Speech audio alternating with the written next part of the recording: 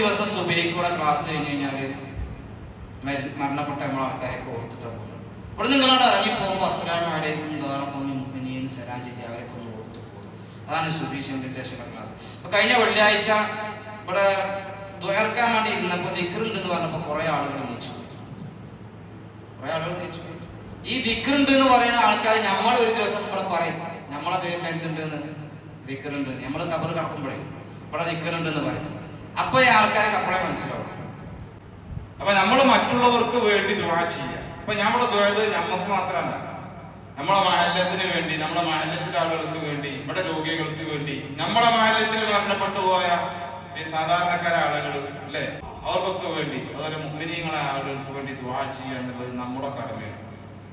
അത് ഇന്റെ കടമയല്ല, എല്ലാവരുടെയും കടമയാണ്. പൊതുവായിട്ട് ആമായിട്ട് മുസ്ലിമീങ്ങൾക്ക് വേണ്ടി ദുആ ചെയ്യാനുള്ളത്, പിന്നെ നമ്മുടെ കുടുംബങ്ങൾക്ക് വേണ്ടി, പിന്നെ നമ്മുടെ അടുത്ത ആളുകൾക്ക് വേണ്ടി, നമ്മുടെ മഹല്ലത്തിന് വേണ്ടി ഒക്കെ ദുആ ചെയ്യാം.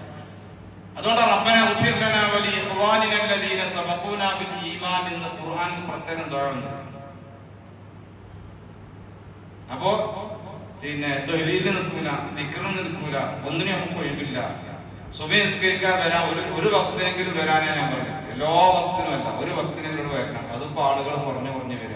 അപ്പൊ നമുക്ക് ഒന്നിനും ഒഴിവില്ല. മുഅ്മിനീങ്ങളെ ഒഴിവുള്ളൊരു ദിവസം വരും, അന്ന് നമുക്ക് പറയാൻ കഴിയില്ല.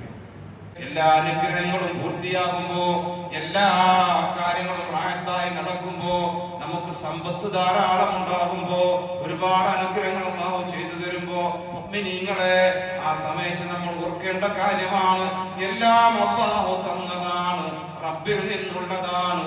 ഇതെല്ലാം അവനിലേക്ക് തന്നെ കൊടുക്കേണ്ടതാണ്. നമ്മുടെ ജീവൻ അവനിലേക്ക് മടങ്ങിപ്പോവേണ്ടതാണ്. ഇന്നാ ലില്ലാഹി വ ഇന്നാ ഇലൈഹി റാജിഊൻ എന്ന് നമ്മളെ കുറിച്ചും ഒരു ദിവസം പറയപ്പെടും. ഒഴിവുള്ള ദിവസം ഇരിക്കുന്നവർക്കും വരും.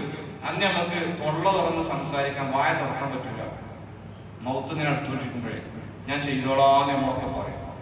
അതുകൊണ്ട് എൻ്റെ ശബ്ദം കേൾക്കുന്ന ആളുകളൊക്കെ ശ്രദ്ധിക്കേണ്ടത്, നമ്മൾ മുഅ്മിനീങ്ങളാണ്. നമ്മൾ ഈമാനോടുകൂടെ മുസ്ലിമായി മുഅ്മിനായി ഇവിടുന്ന് മരിച്ചു കൊണ്ടെന്ന് ആഗ്രഹിക്കുന്ന ആളുകളാണ്. അവിടെ ജീവിക്കേണ്ടതും അങ്ങനെയാണ്, മരിക്കേണ്ടതും അങ്ങനെ. അല്ലാഹു തൗഫീഖ് നൽകുമാറാകട്ടെ.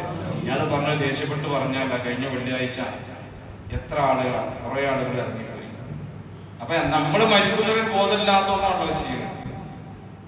അല്ലാഹു സുബ്ഹാനഹു വ തആല നമ്മുടെ മഹല്ലത്തിലെ, നമ്മുടെ കുടുംബങ്ങളെ എല്ലാവർക്കും നമുക്കൊക്കെ അല്ലാഹു അവന്റെ ത്വഅത്തിലായി, പൊരുത്തത്തിലായി ജീവിക്കാൻ ആഫിയത്തോടുകൂടെ ദീർഘായുസ്സ് നൽകി അനുഗ്രഹിക്കട്ടെ.